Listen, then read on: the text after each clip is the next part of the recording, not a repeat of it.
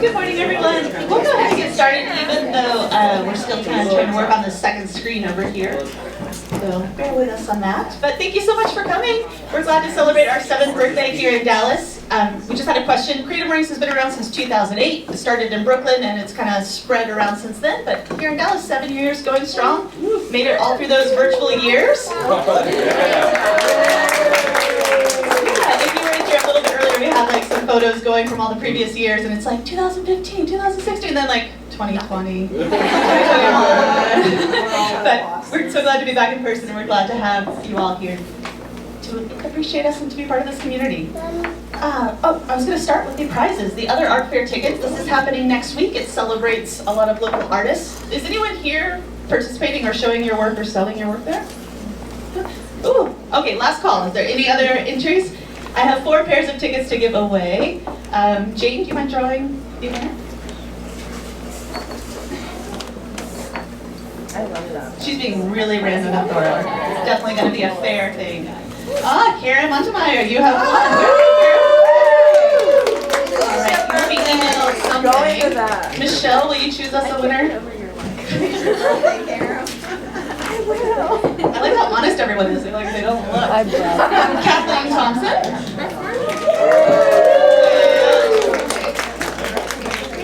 Thank you. A plank, a ghost. Okay, try again.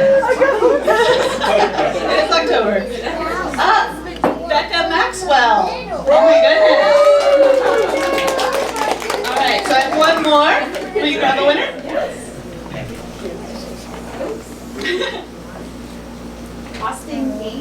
Austin, you have won some tickets right over there.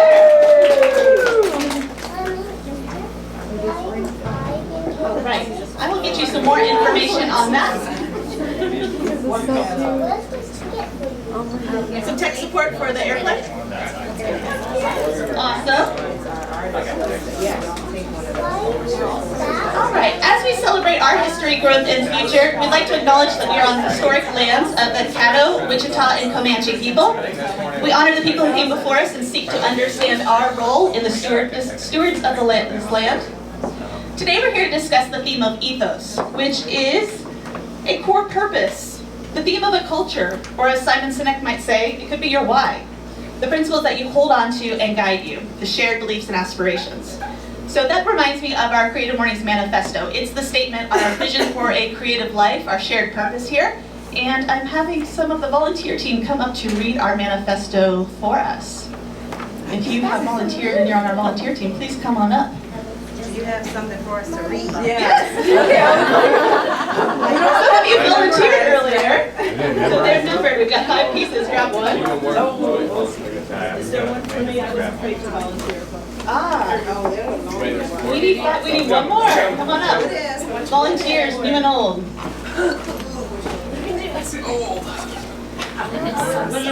right, let's see if we can self-organize. There's 5 people who need to read in order. Number 1, where are you?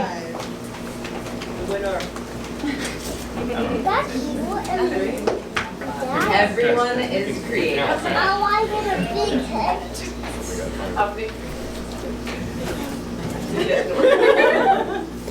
A creative life requires bravery in action, honesty, and hard work. We are here to support you, celebrate with you, and encourage you to make the things you love.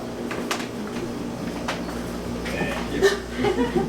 We believe in the power of community. We believe in giving a damn. We believe in face-to-face connections, in learning from others, in hugs and high fives. We bring together people who are driven by passion and purpose, confident that they will inspire one another and inspire change in neighborhoods and cities around the world. And most importantly, everyone is welcome. The end.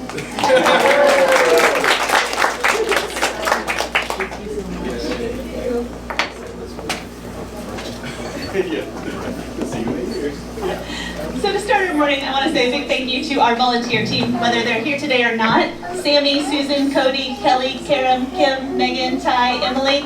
This is a labor of love. It's a passion project. We love this community and we want to make it happen. So they're showing up and they're doing all the things to bring up this magic together. So we appreciate you. Thank you so much. Thank you, Megan. Thank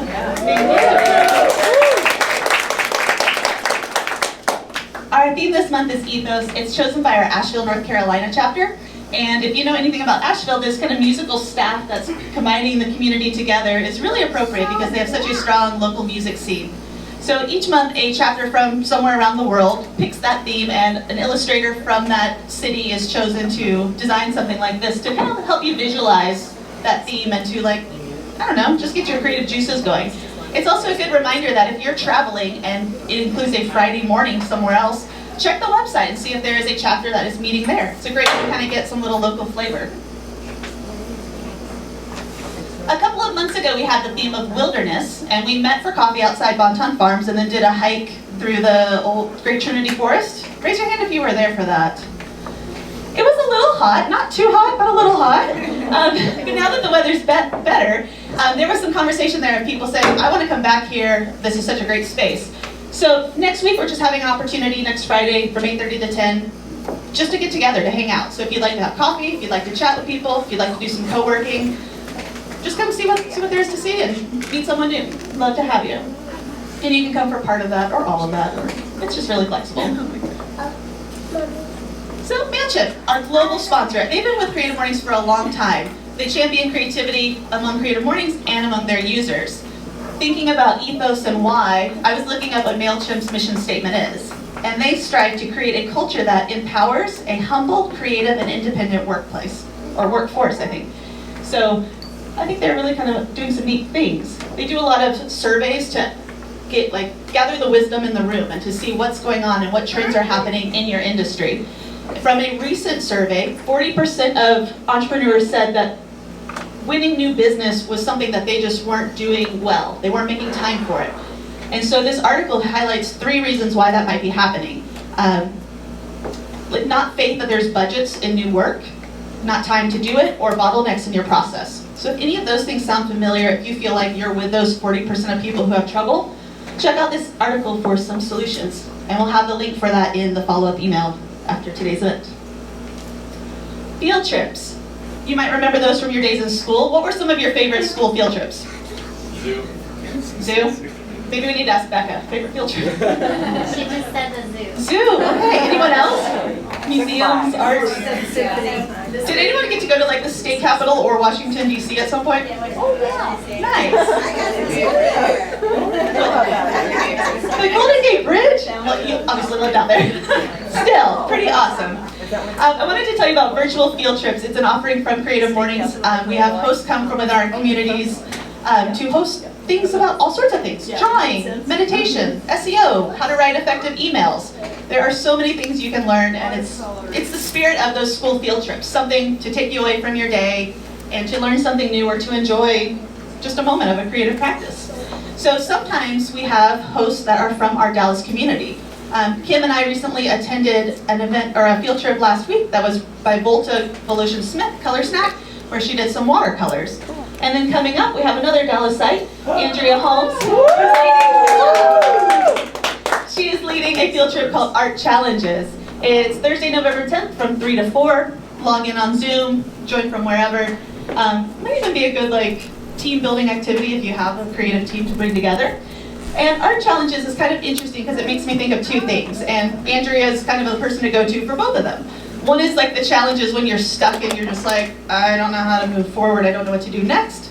She has a really resilient attitude and has even written a book about such things, so she knows about that.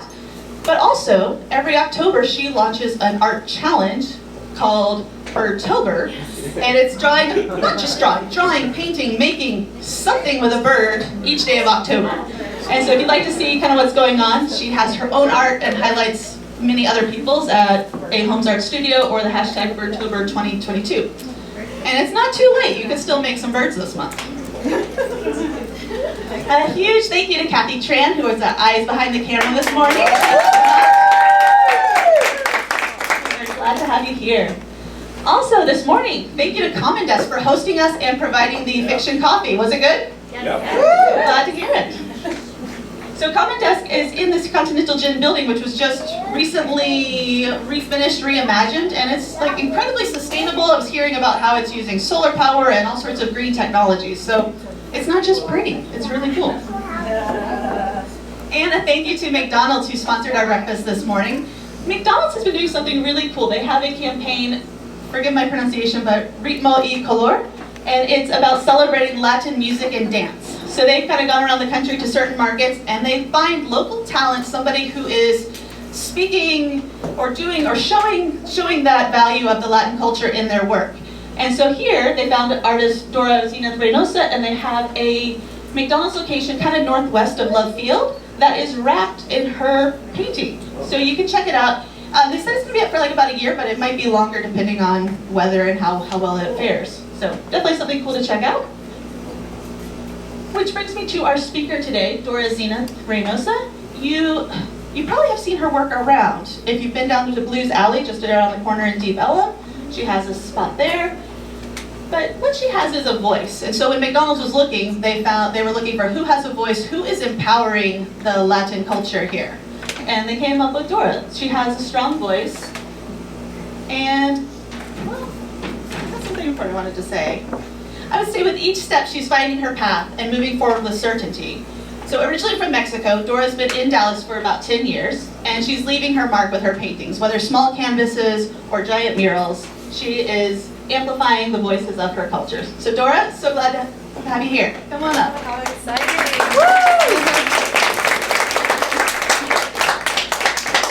And we're going to have like a bit of an interview format, but I'm going to give it to Dora first to kind of introduce yourself. Yes, thank you so much for being here. I'm so excited to see so many new faces and familiar faces. Good morning, by the way. How's everyone feeling? Good. I hope you're enjoying the doodles and the posters. These posters were given out at the McDonald's location when we did the launch. So I wanted to make sure to bring a few for you guys to have. So thank you for being here, and I'm really excited.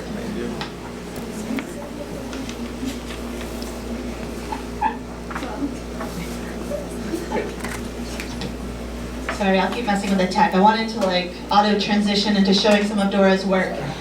But because we're here to talk about ethos, and I thought that Dora could talk about how you have approached bringing your culture into your work. And was it something you consciously did at first, or was it something that you just noticed that coming up in your inspiration? It definitely wasn't something I consciously began with. For me, when I started painting, movement was the focus of my work. So I didn't really intentionally start with my Latin roots and how that would integrate into my artwork. It wasn't until I began that exploration with movement and with flow that it really came about. The eye was something that was always integrated into my artwork, and it really began with that aspect of wanting to be seen, and that became very important because I realized how important it is to be seen, and that it's okay to be seen, and understanding and being proud of wanting to be seen. I understood that it was something that we all needed and that we all crave. So I wanted to push that further, and investigating more into my Mexican roots and my Aztec roots, I began to see that eye was very common in their artwork as well. And that was a huge surprise to me when I realized my logo looked just like the Aztec eye. I was like, wow, this is crazy. And that kind of just like really kept me going forward and reassured me that the path I was taking was the right one. Having McDonald's reach out to me for simply having that Latin flair into my artwork even further reassured that I was going in the right direction with helping my culture be uplifted and emphasized within our communities, and helping just us as Mexican people living here in Dallas be amplified and uplifted as well. And that really furthered that point that I was trying to make with my voice, and it helped me choose that voice that I wanted to do. I mean, I know for a fact artists' voices changes throughout the years, but right now I know this is what I wanted to do. Did your interest and pride in your culture, was it always there, or were there instrumental moments in your life that really got you interested? I wouldn't necessarily say that it was always there. When I moved to the U.S., I didn't really understand my culture yet. I was 11 years old when we moved to the U.S., so my learning of my culture stopped there. I lived in a border town in Mexico, so it was very integrated with Texas. I spoke a lot of Spanglish, and I didn't realize I spoke a lot of Spanglish until I was over here. And I remember speaking to people in Spanish, and they were like, "Why do you talk like that?" And I was like, "What do you mean?" So there was an understanding of like, maybe I don't know everything about my culture, and it was in college that I really started to explore and investigate where we come from, who we are, where our roots are, and that really furthered my love for my culture. So in college you went to UT Arlington and studied architecture. Are you still interested in architecture, or what made you pivot to go into art? I'm still very interested in architecture. I love the art of architecture. I love design, and I really want to further explore that in the upcoming years. But I just could not sit in front of a computer all day. And that's what it was. I did my first internship with Ascension Group Architects in Arlington. I believe they're in Dallas now as E4H Architecture. And we did all healthcare. And I just couldn't sit in front of a computer all day. I remember I would fall asleep on my desk, and my boss would come and tap me, and I felt so bad. But yes, I'm still very interested in architecture. I love design. I love everything about it. Yeah, so now that you're painting and you're working outside and doing big murals, I guess one of my first questions would be, how do you get into murals? It seems very intimidating to do such large-scale things. So where did you start, and how did you get to where you are? Well, thankfully, I had the knowledge of scale and proportions due to my architecture background. So that really helped me to be able to see things in a small scale and then project them into bigger scale. So I had that knowledge. But I mean, it's a process. It can take up to 2 to 3 months. Sometimes they take a lot more than that, and it's a very intimate process that you have with your clients. For me, it's very important to have that beginning brainstorm session to really get everything as to why do you even want this mural? Like, what is the purpose of this mural? And then we can really get into that design aspect of figuring out what we're actually going to put on the wall. But for me, the why is the most important thing when creating these big pieces. I mean, these are big scale. These are pieces that are going to be there hopefully for years, and that's how I was able to do that very easily, I would say, to be able to put that into a bigger scale. It all starts with a doodle. That's how they all. That's how they all start. They all start with the doodle. Just like this one, and then you think about proportion, you think about scale, and there's different ways to project a mural onto a wall. You can do a doodle grid, or you can use a projector, or math. Math has a lot to do with it. Yeah, are there certain colors that you're drawn to that you use repeatedly in your work, or do you have a favorite color right now? I definitely do. I lean a lot towards blues, yellows, and oranges. I wear a lot of blue, I wear a lot of orange, my hair is orange. And I'm like super, super obsessed with those colors right now. If you see my pieces, there's a lot of blues, a lot of oranges, and red also is very, very emphasized in my work. What do you look at, or where do you go to be inspired and to get in touch with Latin culture and like what the visual aesthetics are that you might want to include in your work? There's these books that you can find online. There's it's called Mesoamerican Glyphs, and they have all these different symbols and all these different little figurines that I'm obsessed with. Like they're just little icons. Like I don't know if there are any graphic designers here, but maybe a few. They're just like tiny little like symbols that, I mean, as a graphic designer, you can have little vector files of them. And I like to play around with them, and those are the things I really look at when working on coming up with a design. How do I create a pattern that works with all of these different elements? I think for me it's very important to know what they mean, because they are sacred to our culture and they did mean something to our culture. So it's very important for me to know what I'm using and how I'm using them. And then I come up with, I work with a lot of patterns, and I love coming up with patterns with all these different like little figurines and symbols, and that's what I look at a lot. I look at that a lot. Yeah. All right, a couple of things. I have a water for you back there, Dora, if you need it. Thank you. There's a Q&A at the end, but if you think of a question that comes up during it, please feel free to like motion and we can incorporate that. You're talking You can about raise your the hand. symbols. No,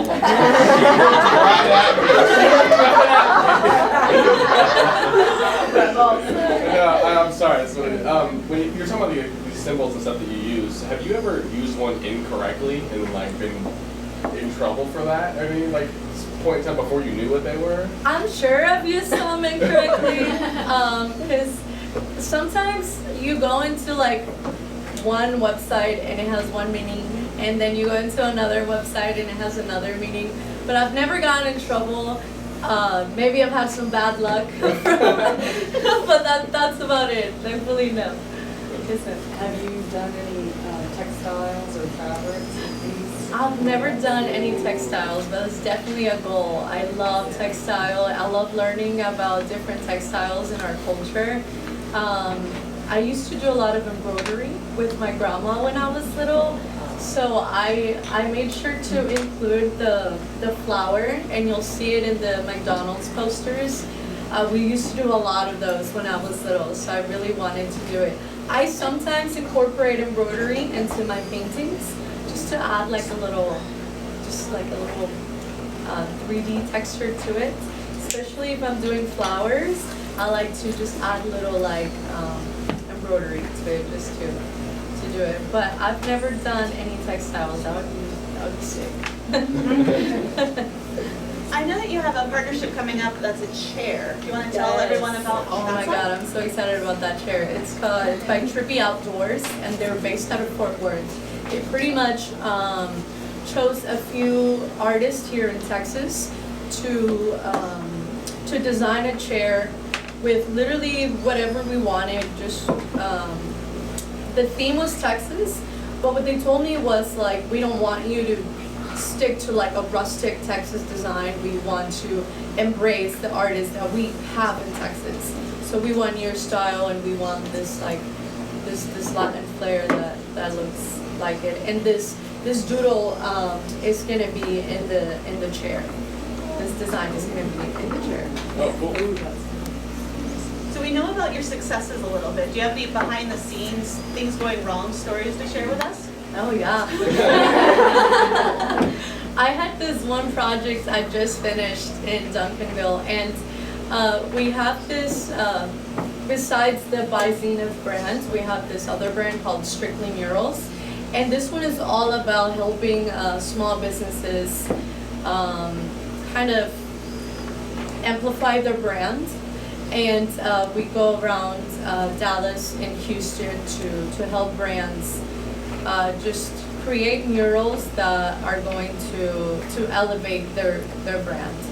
And I had this one client, it's a huge mural, and I honestly thought it was gonna take a week to do.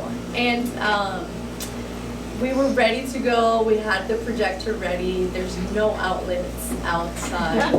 Like I was like, oh my God, I can't do this. And then next to the site, there's Loop 12. So like it's not like we could go in the middle of the road and project this because it's a highway.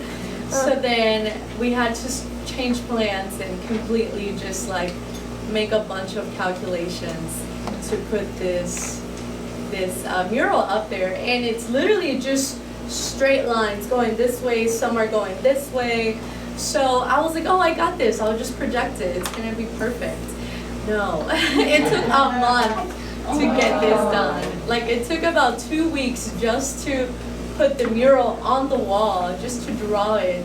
And then it took like another 2 weeks to actually paint it. It was really hard, but thank God for math and my algebra teacher, because it took a lot of math, a lot of formulas I never thought I was gonna use, but shout out to algebra. Seriously, yeah. Do you want to speak to what it's like being a Mexican-American Latin artist in America right now? What is the culture like for you? What are the challenges? It's really dope. I love it. I love sharing my culture. I love being Mexican. I love the colors, the inspiration that I will constantly always have. I love the textiles. Everything about the aesthetic of our culture really calls my attention. I think doing things, looking at my early work, I still see it in my artwork now. I have doodles all over my house that I find, and I'll just frame them and put them up on my walls. And I have friends come over and they're like, these really look like what you're doing now, even though they're from like 4 years ago. And I think it's really neat to see that still be present in my artwork. That whole idea of movement is still very, very present. And I see that a lot also in just the way that we grew up. I mean, we grew up dancing cumbias all the time, norteñas, because I'm from the north. So we always grew up dancing. I used to sing a lot when I was little. And I've always been very active, so I'm not surprised that my artwork is very, very active. There's a lot of flow and there's a lot of movement. And for me, flow was everything. Being stagnant really brought a lot of, I guess, depression. I remember when I did my architecture internship, I was in a very, very bad mental health state. Just because I wasn't moving. I was literally just sitting in front of a computer. There was no movement in my life, even after. It would drain me. Looking at a screen all day was draining to me. And I really felt like I was doing everything wrong until I found that idea of movement. And now that's all I embrace. When I work, if I'm working and I don't feel that the movement is there, then I don't feel like it's me. When I'm working, I don't really know. I always start with a blank canvas. I never have like an idea of what I'm gonna do, but I know what it's gonna feel like in my body. I don't know if that makes any sense, but I like to move with the canvas and with the brush, and these shapes come out of that. So they're very familiar and they're repetitive because it's that repetitive movement that I like to create. Yeah. But Somebody head nods for that. I love that one. A question over here? How did you transition? I just attended a conference and there was a conversation about being artists, right?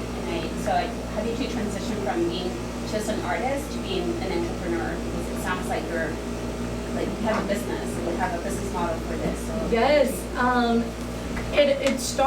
I started painting for myself in 2018. And then in early 2019, it's when I said, okay, if I'm really gonna do this, I'm gonna start it as a business. So from day one, it began as a business. And it began with listening to a lot of podcasts. That helped me a lot. It was Creative Minds podcast, something like that. And creative business, podcast, and that's what helped me a lot. Listening to knowledge people had already been through, people with experiences just like mine that wanted to begin a business. And we have so many resources out there to start businesses, and that's what helped me transition from artist to entrepreneur.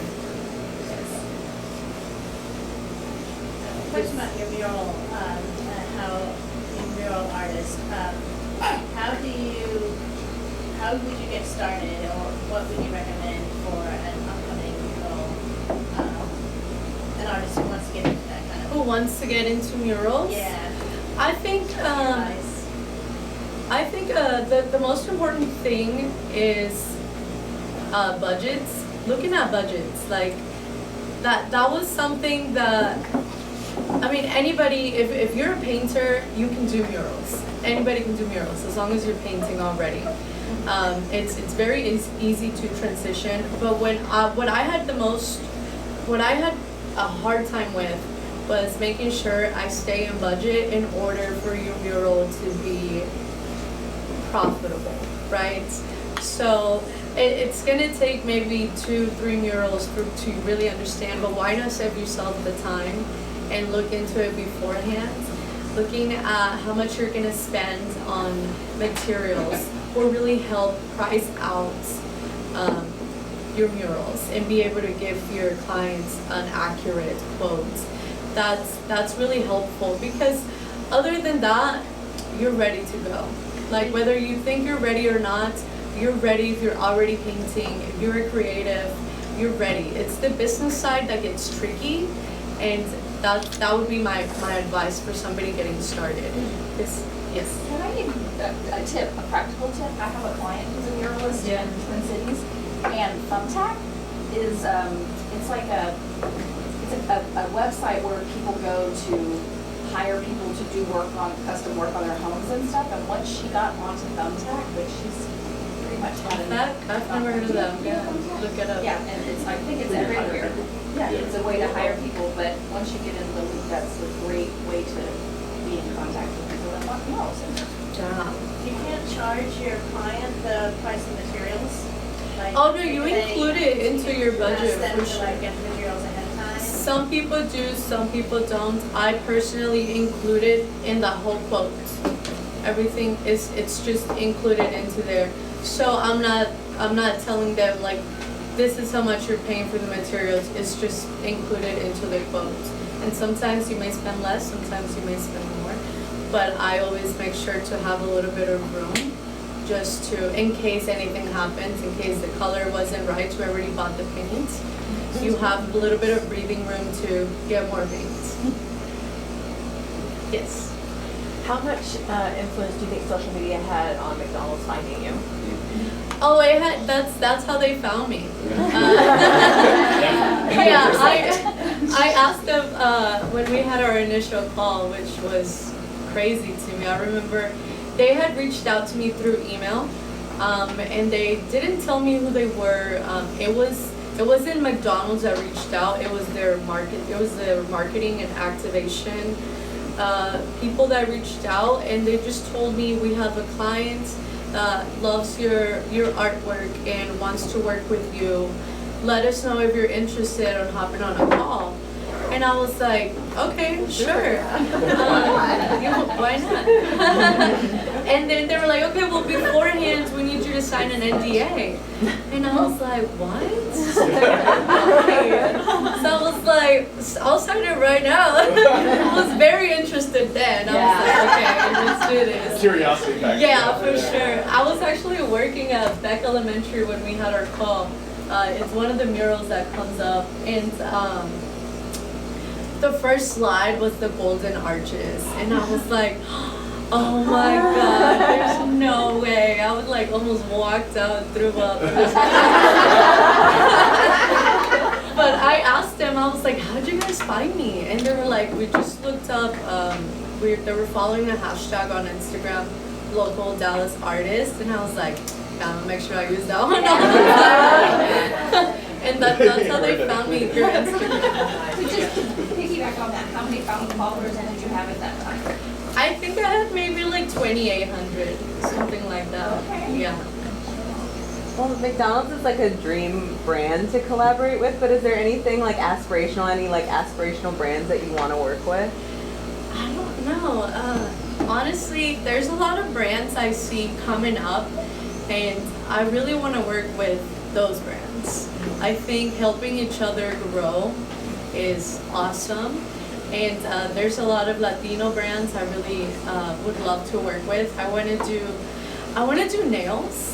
I think that would be really cool to have like designs on nails that we can like kind of like the press-ons. Yeah, that would be so cool. I would love to do that. And I really want to do more packaging. Like, that would be really cool. I really want to see my designs in that packaging stage. I asked McDonald's if I could design a Happy Meal box, but they didn't let me.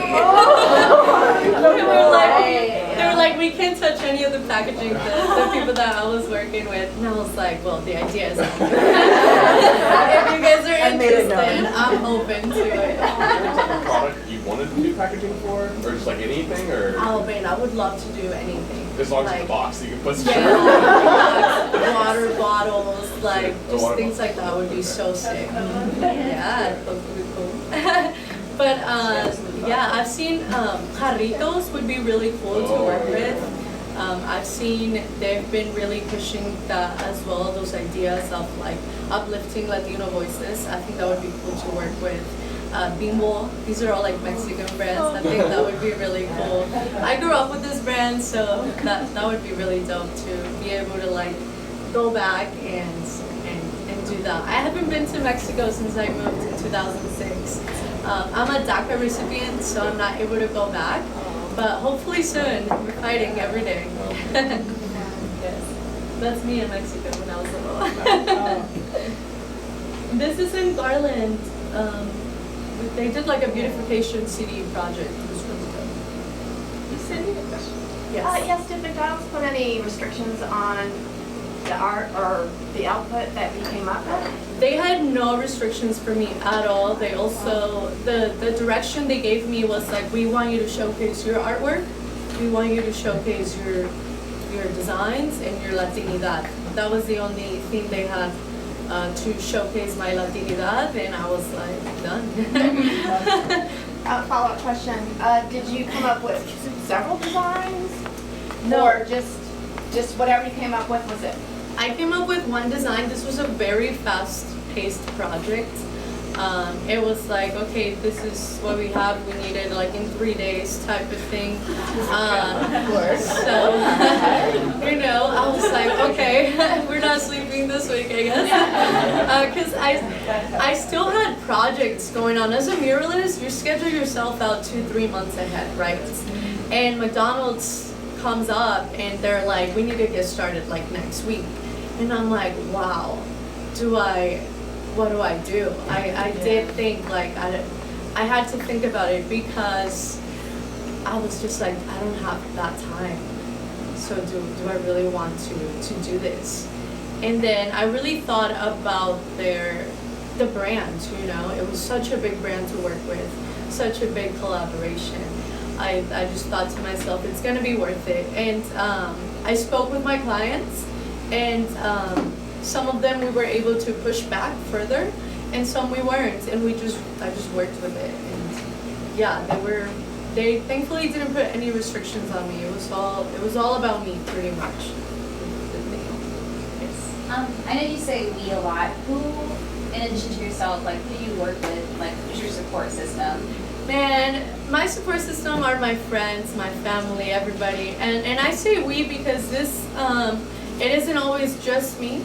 I do hire assistants every once in a while. It's not always just one person. But that's why I say we a lot, because it takes more than one person to do this. These are big pieces. These are things that if I did them by myself, I would never finish. Never. how is mental health for you now? You've gotten away from the computer, but you've been entered into the entrepreneurial stress and the social media and the lack of sleep. How is that? Sometimes I think for somebody, I've dealt with depression since I was probably 6 years old, and I think when you're little you don't realize it. I didn't start therapy until I was 21, I believe. No, it was in 2018 that I really started therapy. I don't remember how old I was in 2018, to be honest. It was a blur. Those years were a little bit of a blur, just because I was really reaching a point in my mental health and in my depression to where you're kind of just floating and you're kind of just there, not really living. So right now I feel much better. I feel much, I have a lot of tools now that I can use to where if I do find myself in a depressive episode, I am able to recognize it, and that self-awareness really helps you overcome those feelings and understand that these are just feelings, that they are not who you are, they are just something you're experiencing. So I would say so it's definitely a lot better, and my artwork has definitely helped get to those spots for sure. Yes. But I do want to mention I'm very interested in doing another mural at an educational institution. So the one we did at Beck Elementary, we were able to get a grant from the city of Garland, and that's how we were able to pay for that mural. So I'm looking to get another grant and hopefully get McDonald's involved. So if anybody has this elementary school that they would like to point out that could really benefit from a mural, that would be amazing. Yes. I have a question. Were you able to get any of the kiddos involved in that? We got every single child in the school involved. It was amazing. So what we did was I put the mural up, and then I did little boxes.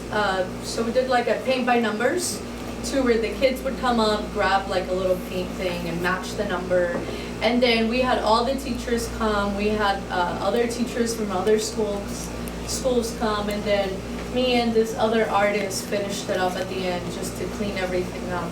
But it was really adorable to see. Like, we started with pre-K, and oh my god, it was the cutest thing. So we'd be like, okay, so this is what we're gonna do. You're gonna grab the little paint, and then you're gonna go to the number 1, okay? So they would go up to the wall, and then they would just I'm like, that's cool too. It was really cute. It was the cutest thing I ever experienced. So I really want to do it again. Yeah. I just think it's very important to provide those creative outlets to children. I know it helped me a lot. I started drawing when I was 3. My dad introduced me to it, and I was always in drawing competitions in Mexico. It stopped a little bit when I moved to the U.S. just because life completely changes in the U.S. Everything's so fast-paced. My mom simply didn't have the time to be as involved in our lives.